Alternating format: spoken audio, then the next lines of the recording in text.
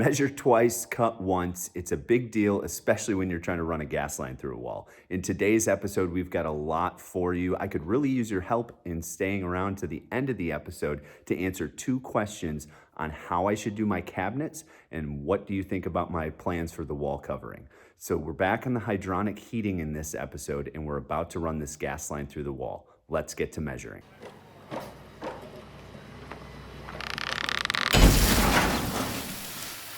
What's going on, guys? Welcome back to another episode of Detached Garage. We need a temperature check in the garage today. It is 61 degrees and quite a bit different from the last episode where it was 80 degrees in the garage, but I'm not complaining.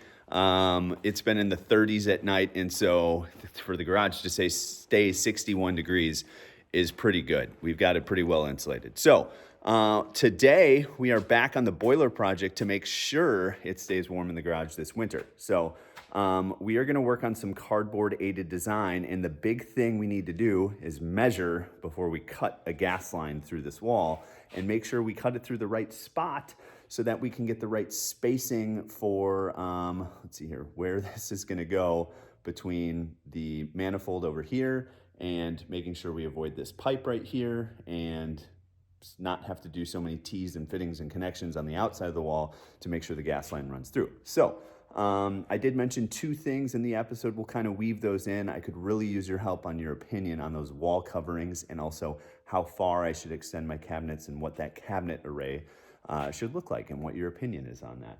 So what we're going to do right now, before we get to the cardboard aided design, we're going to measure the amount of studs coming off the wall here and go outside and measure the amount of studs on the outside to find out exactly where we are. And then we'll start the cardboard aided design to mount on the wall and figure out, get the boiler out of the box, get a template for that, get a template for this for the panel here, get that on the wall, and figure out exactly where this gas line should come through the wall before we cut through it. All right, guys, so back to the boiler system. So I'll put up a picture right now of a very similar system to mine, same boiler, same panel from Blue Ridge Company, and we'll get that up on the screen right now. So as you can see, the lines on that one kind of connect directly into the manifold. My manifold is a little bit different where I've got my hot side on the bottom and the return on the top, where this one is flipped. So I might flip mine, I'm not sure. We'll figure that out. But what we need to really do is figure out how far over this gas line comes up outside. So we're just gonna count the studs. We're gonna count the studs on the outside, and that should give us a good idea of kind of where this gas line is. So we'll count some studs here. We've got the corner, then we've got 1, 2, 3, 4, 5, 6 studs.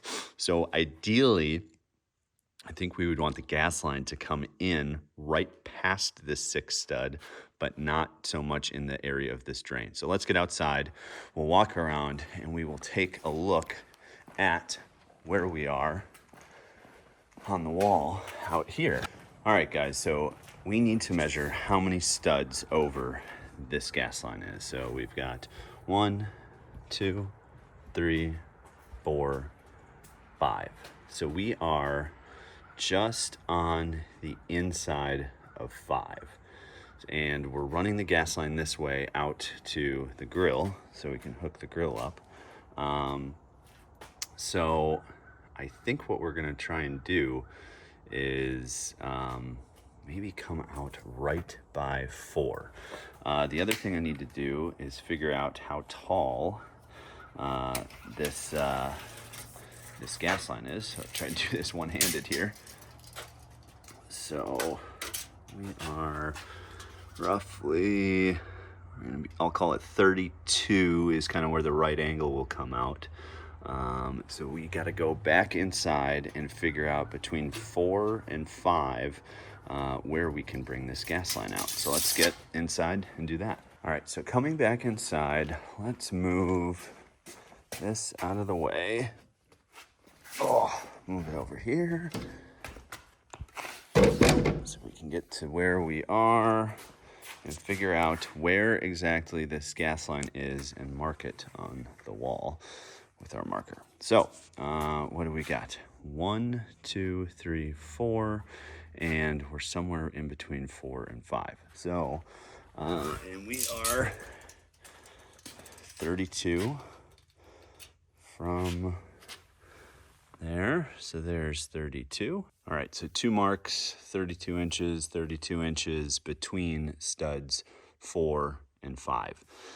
So not the best spot, but I think certainly workable, and I think we might just have to kind of space this off the wall a little bit to be able to run the gas line. So I think we're going to actually want to stay close to 4 here instead of 5. But let's go back outside and double check one more time. So looking here, we've got a few options between stud number 4 and stud number 5. Obviously, we're running the gas line this way, so we can come out with a right angle here and loop this way, start the gas line running this way, and then do a T in there through. So we can also put a valve right here, and likely put a valve right here to shut the gas off to the grill and shut the gas off just altogether. So possibly right angle valve, and then going through the wall right here, and try and keep it as close as possible to this fourth stud here. So because I think we're going to want to keep this in close to the 4th stud, rather than trying to figure something out with like a coming out with a T and then an immediate right angle in. I don't know that that's going to work. I mean, this has a little bit of flexibility that we could try to stay this way of this stud number 5 here, but I think it's just going to be easier to right angle valve, T through the wall, come over here. And there is going to be, once this gas line comes through, there is going to be a valve over here before it runs to the grill. So let's go in and start the cardboard aided design to figure out exactly where we are going to want this to come through the wall.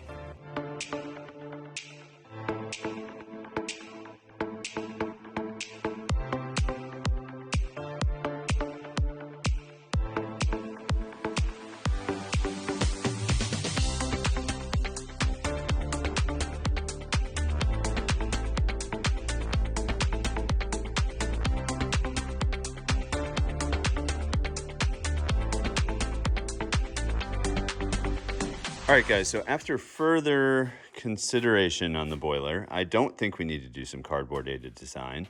You can see this is the bottom of the boiler. This is the top of the boiler. We've got the 2 vents that come out that will be intake and exhaust. And then we've got the bottom of the boiler over here with your your power cord, everything like that. And ultimately with the with this panel here, these 2 pipes in and out are going to go into these pipes over here. So the boiler, no matter where, it's basically going to go exactly above wherever we mount that panel. So with the cardboard aided design of this, we can pretty much get a few staples and try to figure out where this is going to go on the wall so that we can know where to put this in relation to where that gas line would be coming out, somewhere in this bay right here.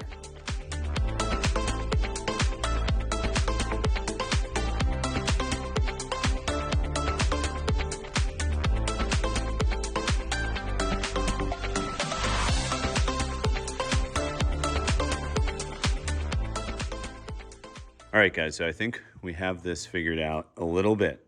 So if there's any experts out there, you can obviously tell me I'm wrong in the comments. That's why I'm doing this channel, is so you can learn from my mistakes if I make mistakes. So we've got the panel here. So this will be the hot side coming out of the pump and going to the hot side of the manifold. This over here is the cold side, and this will go to the cold side of the manifold. Now, like the picture I'm going to put up right now, I'll put the picture over here. We have our system can cross over. So we've got stud number 4 right here with the 32 inches where that gas line can likely come through the wall. The other thing is this is attached to the wall now, but this can come off and shift a little bit if needed. So that can kind of move a little if we need to shimmy things around. But if you imagine this panel up here and then the boiler up there, the nice thing is, like you can see from this picture up on the screen here, the gas line should come through right here on ours and then come up and go over.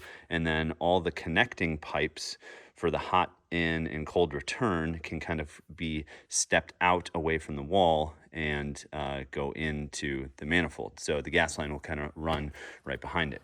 We also have our drain right here that we can run the condensate line and everything to the drain right here as well. So it'll come off the boiler and then come down here. So we can keep this as vertical as possible. And the other thing is, I think we can put this tank right below here. So we're only taking up basically this L shape for the hydronic heating system. The other thing, if you remember, we are doing 3/4 inch plywood for this whole corner, basically from this stud over is we're going to do 3/4 inch plywood. So 8 feet off of this wall pretty much comes out to right here. And so then I think we would essentially go to this stud. I might want to go another stud over, not sure, but if we come 8 feet out to here, we would probably end the sheet of plywood on this stud right here, and then do that second piece of plywood over here. So I think we want to come to this stud. And this really comes to the big question that I need your help with. So I'm going to put a picture up on the screen right now from Matt Reisinger, and a cool idea for blocking for a workout area. So 2x10 studs all the way up the wall. I really, really like this. I think it'll kind of give almost like that accent wall look, but where I need your help is, tell me if I'm ridiculous or not. So obviously we've got some outlets that we would need to cut in, but it would basically go from this corner over here. So it would go from this corner and it would stop where the 3/4 inch plywood stops, which is probably on this stud right here, maybe this stud right here. And so we would bring it all the way across. The weight rack would be there. There'd be some climbing stuff over here, pull-up bar, all that stuff.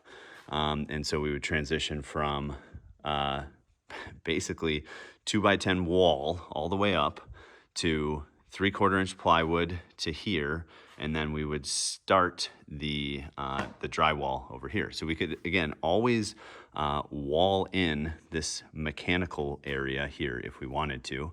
I don't think we will, but we always have that possibility.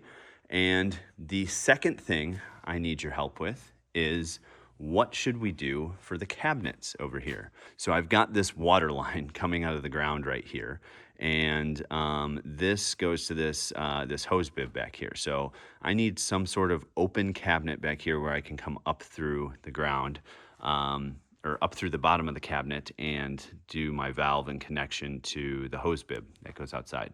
I have put in place an outlet for the TV right here. So there's Ethernet cable as well as power. There's obviously a lot of power coming here. So how far and what should my cabinet array look like? Again, we are going to stop the 3/4 inch plywood at this stud right here. So I am thinking that we should do a corner cabinet and come all the way basically to the bottom of the window right here. That's what I'm thinking. I think it would look good. Let me know in the comments below. Basically, a tall locker on this side, a locker on this side, if we can fit it with the swinging of the door opening of that locker. Workbench down below. This is a little offset. We would probably actually have the TV more over here, but that would be fine. And then probably 2 upper cabinets up top. So, and then workbench down below in between. Let me know what you think. That's what I'm thinking for this area. I could really use your help with both the decision on the cabinets as well as the whether I'm going to make a big mistake and spend a few $100s on some lumber to do the workout area over here. So take a screenshot of this and draw me a cabinet array if you would like. But seriously, I really appreciate your help on both of these 2 big questions. So now that we have everything laid out, we have a rough idea of where we want that gas line to come through the wall. We're gonna go mark on the outside of the building where it should roughly come through, and then we're gonna mark on the inside of the building where it should come through as well.